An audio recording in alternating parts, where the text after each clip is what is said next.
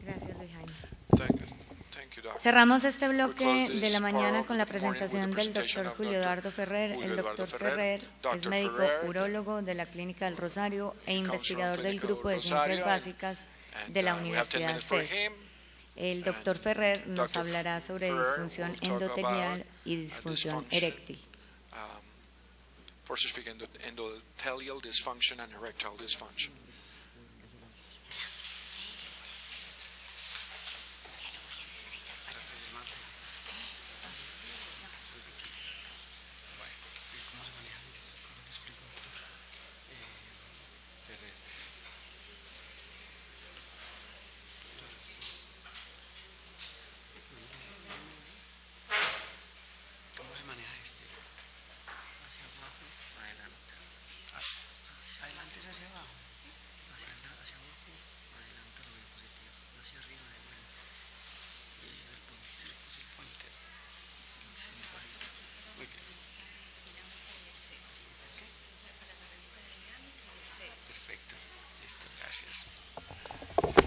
Bueno, muy buenos días.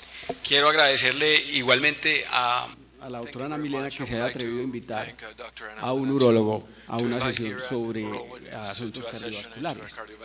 Pero es que, como estaba diciendo el doctor Luis Jaime Gómez ahora, estamos en un momento de cambios y en que aparecen cosas nuevas en la medicina. Y lo que hasta hace relativamente muy pocos años era un asunto probablemente del aspecto psicológico, como era la parte de la disfunción eréctil o de la función eréctil. Hoy en día se ha visto que tiene unas conexiones que antes no se habían siquiera sospechado. Por eso es que vamos a hablar de estas dos cosas al mismo tiempo. El endotelio, como ya se ha dicho a través de la mañana, es todo el recubrimiento vascular que tienen las arterias y las venas en toda la economía del cuerpo. Y eso básicamente se ha considerado siempre un órgano cardiovascular, probablemente uno de los más amplios en todo el organismo. Ese endotelio pues tiene unas funciones muy claras y la primera es servir de barrera para que ciertas sustancias que hay en el plasma no pasen más allá del lumen vascular. Como ya también lo dijo muy bien el doctor Gómez, pues tiene una influencia en la parte de coagulación a través del factor de von Willebrand y una cantidad de cosas más. Es un mediador de inflamación muy importante y que cada vez tiene más valor. También interviene en la parte de angiogénesis, pero a lo que yo me quiero referir más es a su valor en la vasodilatación y vasoconstricción, que es lo que en realidad nos hace la conexión entre el pene y el sistema cardiovascular. Entonces, para que comprendamos un poco mejor cómo funcionan estas cosas, yo quiero mostrarles cómo es la estructura del pene. Este es un corte transversal del pene. Bueno.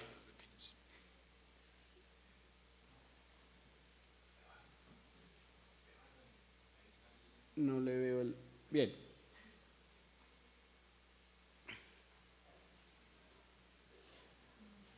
Este me funciona aquí, pero acá no le veo. Ah, listo. Este es un...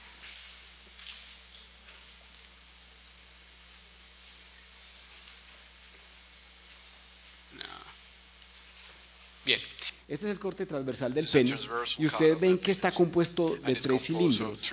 Estos dos son los cuerpos cavernosos, este es el esponjoso y el cuerpo cavernoso, que es el que hace la erección, está rodeado por una fascia muy gruesa, que es la túnica albuginea, por toda su circunferencia. Y si miramos en detalle cómo es la estructura de ese cuerpo cavernoso, vemos que en realidad es esto. Este es un modelo hecho en un perro al que le metieron una resina líquida que luego de sacrificar al animal se solidifica, la meten en soda cáustica y luego sacan toda la estructura vascular, un modelo de cómo es el interior de la estructura vascular. Y lo que vemos acá es que el cuerpo cavernoso se compone de una serie de vénulas que comunican unas especies de lagos que se llenan de sangre y que nosotros llamamos trabéculas. Los sinusoides y las trabéculas son lo que componen la parte eréctil, son el tejido que hace la erección. Y todo lo que ven en negro es el soporte de tejido conectivo que hay entre la parte vascular. Si nosotros lo miramos bajo una microscopía convencional, lo que podemos ver es que todos estos espacios son los espacios vasculares de los sinusoides. Debajo de esos espacios está el músculo liso y el tejido de sostén, pero en el interior de esas trabéculas lo que hay es un recubrimiento de endotelio que está perfectamente localizado en todo el cuerpo cavernoso. Entonces, si lo miramos ya desde el punto de vista esquemático para que lo entendamos mejor, la sangre llega al pene, a la parte de los cuerpos cavernosos a través de una arteria que se divide en unas más pequeñas que van nutriendo cada sinusoide de esos, y el sinusoide a su vez tiene una línea de endotelio y por debajo tiene un músculo liso que en condiciones de flacidez está contraído, y que para que pueda entrar el pene en erección se necesita que el músculo liso se relaje. Entonces, ¿qué es lo que pasa cuando uno tiene un estímulo sexual? Lo primero es obviamente que todos esos estímulos tienen que llegar al cerebro e integrarse allá, bajar a través de obviamente unas vías que ya están definidas en la columna vertebral, la espina y los nervios periféricos, y llegar hasta una neurona distal. Pero esta neurona distal tiene una característica especial, que dentro de ella tiene una proteína que se llama sintasa de óxido nítrico neuronal, es decir, es una fábrica de óxido nítrico. Y ella, cuando recibe el impulso, dispara ese óxido nítrico a toda la sinapsis. Y lo que hace esa fábrica, que es la sintasa de óxido nítrico, es, partiendo de la arginina, produce el óxido nítrico y la citrulina, que es un elemento de desecho. El óxido nítrico se difunde rápidamente a las células musculares, y en la célula muscular actúa sobre la guanylato ciclasa para que ella coja el GMP lineal y lo convierta en GMP cíclico. Y ese GMP cíclico lo que hace es, a través de unas proteinquinasas, tomar el calcio que hay dentro del citosol y reducirle su concentración, pasándolo al retículo endoplasmático o sacándolo al exterior. Y esa reducción del calcio es lo que hace que la célula muscular lisa se relaje. Una vez que todo el proceso de erección debe terminar, entonces se activa una enzima que se llama fosfodiesterasa 5, que vuelve a convertir el GMP cíclico otra vez en lineal, y la contracción muscular vuelve a aparecer y la erección se termina. Perdón. Entonces, cuando la sintasa de óxido nítrico que hay en las neuronas libera esa cantidad de óxido nítrico, actúa principalmente en las mayores arterias que hay en el pene. Y esas arterias reciben entonces súbitamente un flujo de sangre rápido, muy fuerte, que produce una especie de turbulencia, que es lo que se conoce en la literatura como shear stress. Y ese shear stress hace a su vez que todas las células del endotelio que hay dentro del cuerpo cavernoso, que también tienen su propia sintasa de óxido nítrico, es decir, la sintasa de óxido nítrico endotelial, liberen y multipliquen la cantidad de óxido nítrico en el pene. Entonces, cuando toda esa cascada amplifica la señal y hay tanto óxido nítrico en el pene, entonces se relaja todo el músculo liso que hay en los cuerpos cavernosos, y entonces ese cuerpo cavernoso que ustedes vieron esquemáticamente de esta manera se convierte en esto, un cuerpo cavernoso que tiene unas trabéculas mucho más grandes, como pueden ver, comparados, llenas de sangre, pero que tiene otros factores, por ejemplo, que estas venas que deben drenar la sangre hacia el exterior nuevamente y que harían que se perdiera la erección, se comprimen entre esa fascia, esa túnica albuginea que es una fascia dura y las trabéculas llenas, y al taparse no permiten que salga la sangre. Igualmente, a la salida de donde esas vénulas penetran la túnica albuginea, también se comprimen y todo eso hace un factor pasivo que evita que la sangre salga. Entonces, el influjo de óxido nítrico hace que entre la sangre al pene y estos factores mecánicos hacen que no salga. Entonces, de ahí podemos sacar una primera conclusión que es de la fisiología normal del pene, y es que la erección del pene es totalmente dependiente del endotelio. Y podemos sacar una conclusión también, una segunda conclusión, y es que cuando uno tiene una disfunción eréctil, casi siempre, eso implica que hay una disfunción del endotelio de los cuerpos cavernosos. Pero cada vez que uno saca una conclusión, detrás de esa conclusión viene una pregunta. Entonces, la gran pregunta que en este momento nos hacemos nosotros es si el pene, cuando está fallando y por lo tanto tiene disfunción de su endotelio, eso implica que tiene el paciente una disfunción endotelial general, que podría incluir su corazón, sus vasos cerebrales, todo lo que implica el endotelio general. Y la respuesta es que todo parece indicar que sí. Todo parece indicar que el endotelio del pene sí es un espejo del resto del endotelio. ¿Por qué? Mírenlo fácilmente.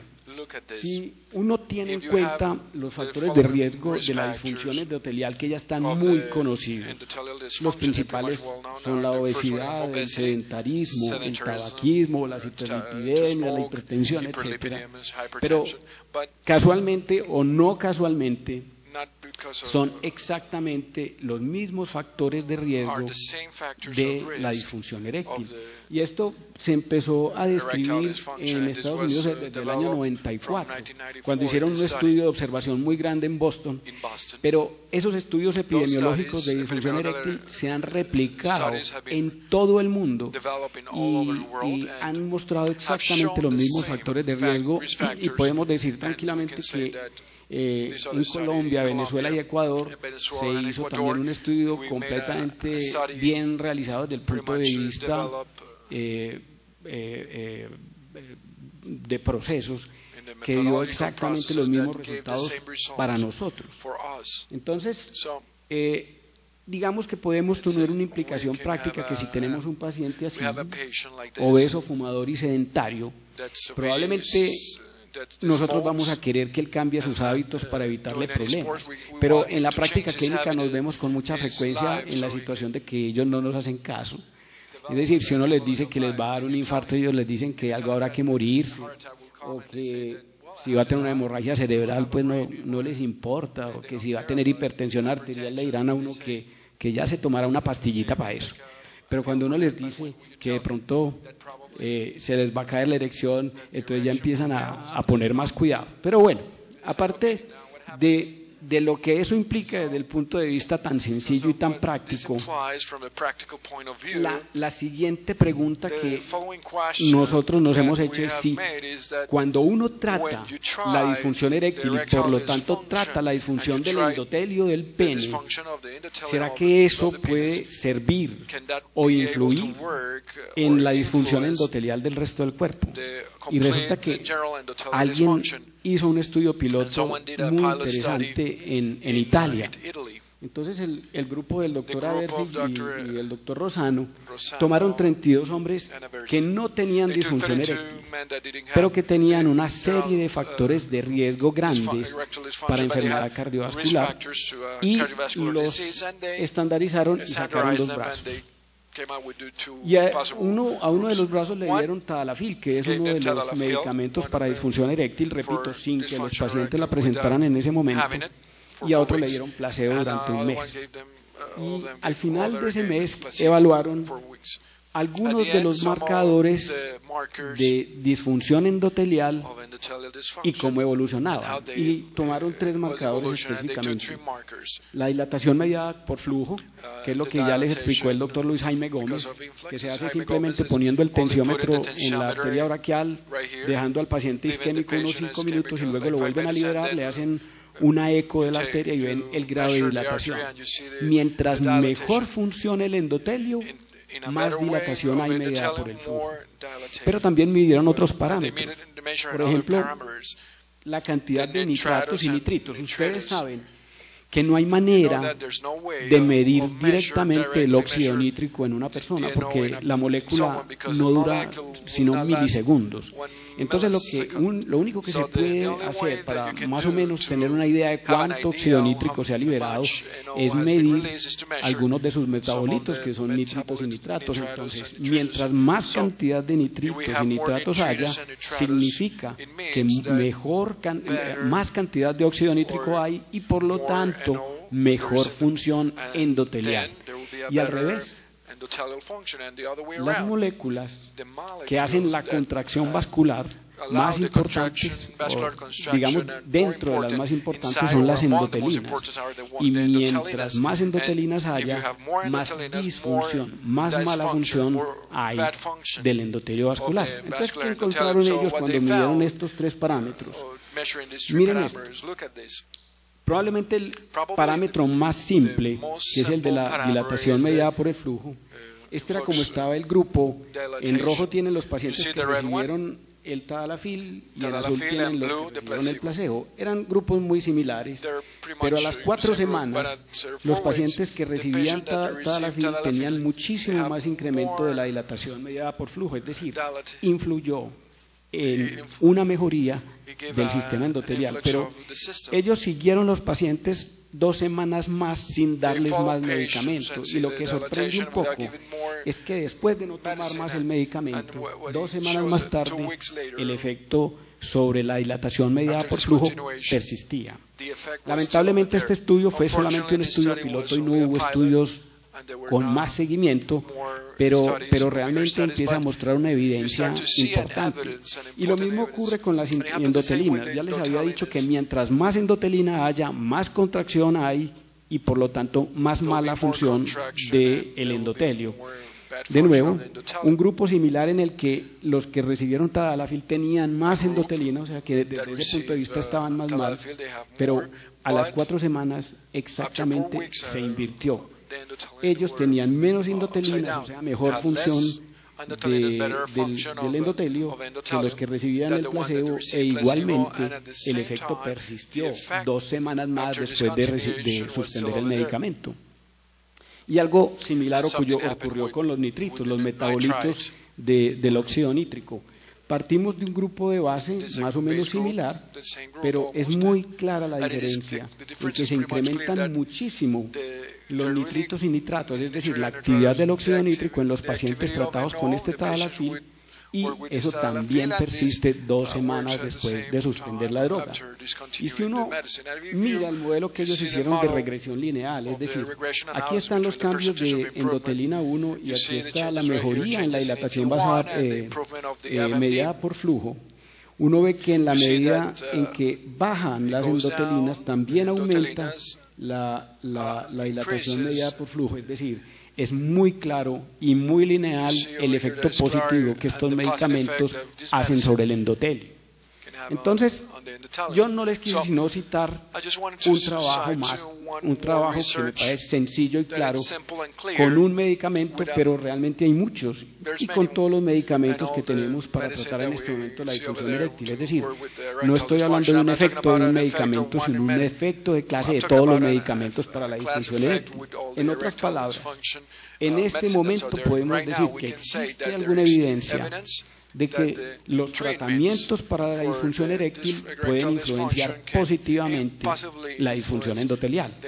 Entonces, si ya sabemos 3 cosas, que la erección es dependiente del endotelio del pene, que la disfunción eréctil generalmente implica un daño de las trabéculas peleadas de su endotelio, y que hay evidencia de que los tratamientos para la disfunción eréctil mejoran la disfunción endotelial, Entonces podemos sacar una tercera conclusión y probablemente es que DE es igual a DE. O sea, disfunción eréctil es igual a disfunción endotelial. Pero surge otra pregunta, obviamente, que yo le voy a poner aquí al doctor Gómez, además en su próxima charla se la voy a agregar, y es que si la disfunción endotelial tiene consecuencias como el infarto, la obstrucción coronaria, la muerte súbita, la enfermedad vascular cerebral, hipertensión, diabetes, todo lo que quiera, y eso es igual a disfunción eréctil, ¿será posible que entonces el paciente que tiene una disfunción eréctil, lo que en realidad nos está diciendo desde su cuerpo es que él está propenso a tener uno de estos problemas? O sea, la pregunta es si la disfunción eréctil podrá ser un marcador de enfermedad vascular y sobre todo de enfermedad vascular grave o no, para que dejemos de menospreciar el tema como si fuera solamente un asunto de calidad de vida y probablemente se convierta en un marcador de algo mucho más serio y mucho más importante que eso. Entonces, de nuevo les cito uno de los trabajos que a mi modo de ver es más claro y más sencillo y más directo del que uno puede sacar buenas conclusiones. Este trabajo lo hicieron en la Universidad de Minnesota en Rochester, en un condado que se llama el Olmsted County, que es este, y ellos lo que hicieron fue coger un grupo de 1.400 personas y seguirlo a través de los años. Y entonces los siguieron con visitas cada 2 años, desde el año 96 hasta el año 2005. Y en esos controles de cada 2 años midieron si los pacientes tenían o no tenían disfunción eréctil. Cada 2 años los midieron en ese sentido.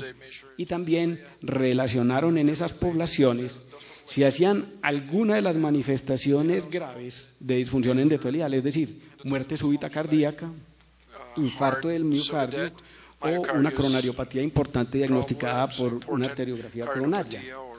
Y lo que encontraron fue muy simpático, porque si nosotros hacemos una evaluación de la incidencia por 1000 años hombre y diferenciamos los pacientes entre los que tienen y los que no tienen disfunción eréctil, ellos lo que encontraron es que, como uno podría esperar, a medida que la gente aumenta su edad, va aumentando la frecuencia con que tienen esas complicaciones cardiovasculares serias, como las que les mencioné, infarto, muerte súbita, etc. Pero es una progresión muy ligada a la edad y que es la que uno esperaría. Lo que resultó interesante es lo que ocurrió en los pacientes que sí tenían disfunción eréctil, y esta es la curva. Si uno mira en las personas de mayor edad, realmente tener o no tener disfunción eréctil no hace una diferencia muy grande, pero si uno mira específicamente los grupos más jóvenes, de los 40 a los 60 años, tener disfunción eréctil hizo una diferencia abrumadora, pero totalmente abrumadora, en el pronóstico de que le diera una enfermedad cardiovascular grave. Entonces, esto simplemente, y ya para concluir del todo mi charla, les quiero decir que,